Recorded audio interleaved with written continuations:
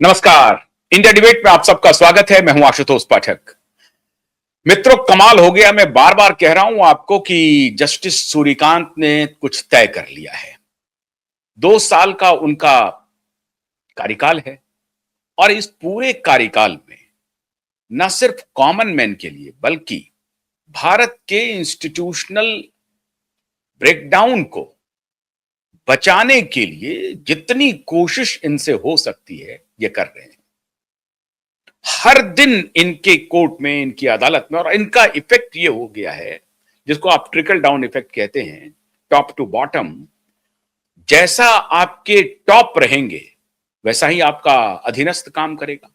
आपके जो सबऑर्डिनेट हैं वो उस तरह का परफॉर्मेंस देंगे। अगर टॉप पे कोई थर्ड ग्रेड व्यक्ति बैठा हुआ है तो अधीनस्थ भी थर्ड ग्रेड का होगा, आपके एसोसिएट भी थर्ड ग्रेड के होंगे। लेकिन टॉप पे अगर जस्टिस सूर्यकांत जी जैसे लोग बैठे हों तो पूरे अदालत का व्यवहार कैसे बदल जाता है और अदालत का मतलब क्या होता है ये लोगों को पता चलना शुरू हो गया है। और मैं समझता हूं कि पिछले 20-25 वर्षों के सार्वजनिक जीवन को मैं अगर थोड़ा सा तलाश रहा हूं तो उसमें लगता है कि जस्टिस सूर्यकांत का कार्यकाल स्वर्णाक्षरों में लिखा जाएगा। फिर एक मामला आ गया। अभी तक तो वो कॉमन मैन के लिए लड़ाई लड़ ही रहे थे। पहले कहा था, आपको याद होगा, मैंने कई कार्यक्रम किए हैं जस्टिस सूर्यकांत जी के ऊपर और आप सबने भरपूर उसको स्नेह भी दिया है, प्यार भी दिया है, बहुत सराहा भी है। कैसे कैसे जस्टिस सूर्यकांत ने कहा कि ये अदालत अब अमीरों की अदालत नहीं रहेगी। कहा कि गरीबों के लिए रात दिन हमारे दरवाजे खुले हुए हैं। कहा कि वो वकील जो बड़े बड़े बिलियनर कंपनियों के लिए खड़े हो जाते हैं और घंटों वक्त बर्बाद कर देते हैं, और जिनके पास पैसे नहीं है लेकिन उनको न्याय की दरकार है और उनको 5 मिनट 10 मिनट भी नहीं वक्त मिल पाता है सुप्रीम कोर्ट में, तो अब ये खेल नहीं चलेगा लंबे समय तक। ये यहां पर केवल अंग्रेजी की जुगाली के लिए ये अदालतें नहीं बनी हुई हैं। ये बहुत बड़ी प्रतिक्रिया है उनके तरफ से और वो होता हुआ दिख रहा है। ताजा प्रकरण जो आया है मित्रों वो अद्भुत है। एक है IUPAC, Indian political action group. आप जानते हैं आईपैक के बारे में। श्रीमान प्रशांत किशोर उसके जनक थे, उन्होंने शुरुआत की थी आईपैक की। आईपैक अपना काम कर रहा है अब, लेकिन प्रशांत किशोर जी ने ऑफिशियली कह दिया है कि मेरा कोई लेना देना नहीं है आईपैक से, मैंने इस्तीफा दे दिया है। ये सब दिखाने की बातें होती हैं। इस्तीफा तो दे दिया, पता नहीं अंडर हैंड अरेंजमेंट क्या होता है इसके बारे में कुछ हम कह नहीं सकते, लेकिन ऑफिशियली ये बात सही है कि प्रशांत किशोर जी ने आईपैक से इस्तीफा दे दिया है और वो ये कह रहे हैं कि मेरा आप कोई लेना देना नहीं है। अब प्रतीक जैन नाम का व्यक्ति है, वही आईपैक को चला रहा है। कोलकाता में आईपैक का दफ्तर है और कोलकाता ही नहीं और भी स्टेट में उनके दफ्तर हैं, लेकिन कोलकाता का आईपैक दफ्तर आजकल चर्चा में बना हुआ है।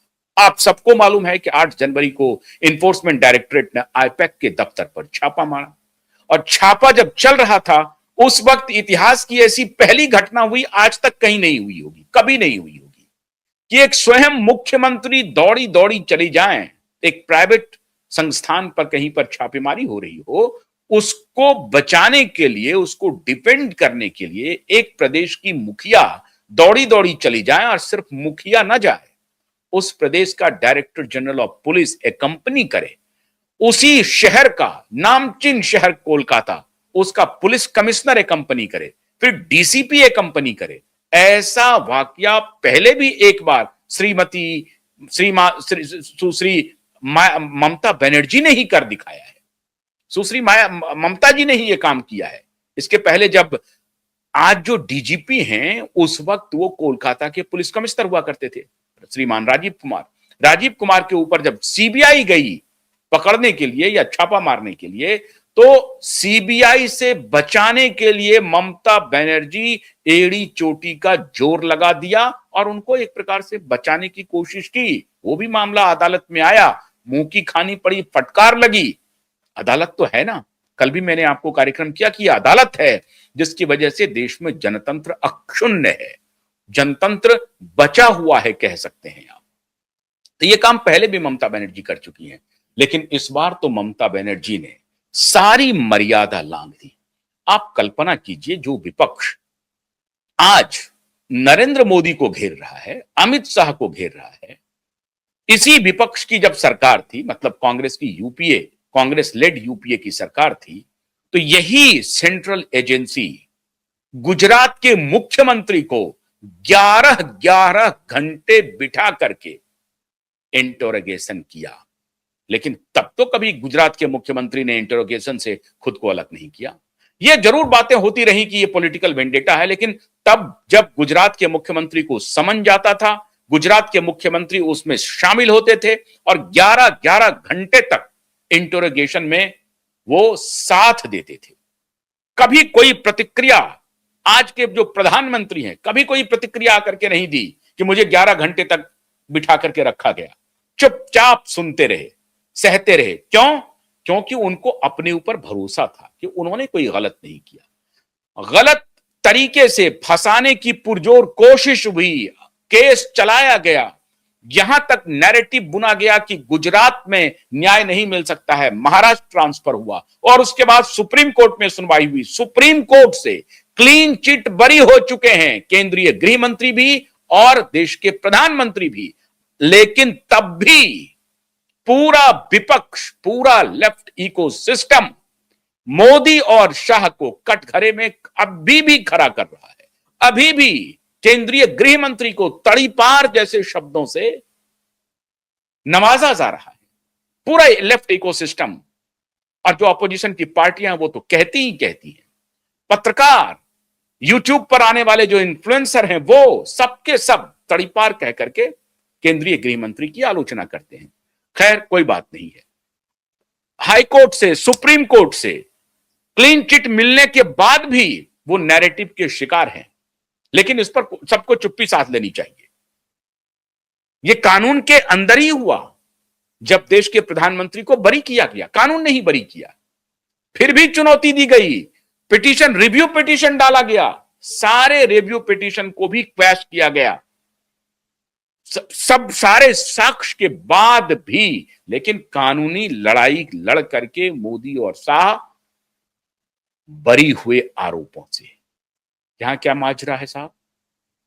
एक प्रदेश की मुखिया, अगर मान लीजिए कि मोदी और शाह पॉलिटिकल वेंडेटा की कर रहे हैं राजनीति, ये पॉलिटिकल वेंडेटा मान लिया एक पल के लिए, आप पाक साफ हैं, आप पाक साफ हैं, आप आइए और भिड़िए और कहिए कि ठीक है, आपने छापेमारी की है, हमारे दामन पर कोई दाग नहीं है, हम अदालत में जाएंगे और अदालत में अपने बात को सिद्ध करेंगे। शंका लेकिन आपको है बनी हुई। आपको लग रहा है कि झूठा फंसाया जाएगा। क्यों? क्योंकि तब जब मोदी को फंसाया जा रहा था तब आप कुछ नहीं बोले, तब जब अमित शाह को फंसाया जा रहा था तब भी आप कुछ नहीं बोले।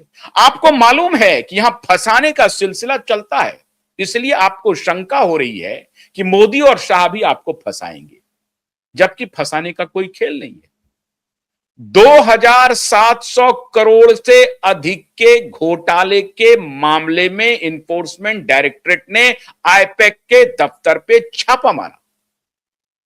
क्या है 2700 करोड़ का घोटाला साहब? कोल माइनिंग हो रही है। एक लाला नाम के व्यक्ति हैं, मांझी कहते हैं उनको, लाला नाम के व्यक्ति 2700 करोड़ का पूरा कोल माइनिंग किया, इलीगल माइनिंग किया, कोयला बेचा, अलग अलग कंपनियों को बेचा इलीगल माइनिंग करके, और इलीगल माइनिंग से जो पैसे कमाए वो पैसे कहा जा रहा है कि आईपैक के माध्यम से रूट हुआ और विभिन्न चुनावों में उसका इस्तेमाल हुआ। उसमें से एक चुनाव गोवा का चुनाव भी कहा जा रहा है। अब इसी के ट्रेल को इन्फोर्समेंट डायरेक्टरेट पता कर, ईडी क्या करती है पता? ईडी मनी ट्रेल ही पता करती है, सीबीआई क्राइम और बाकी ऑफेंसेस को देखती है।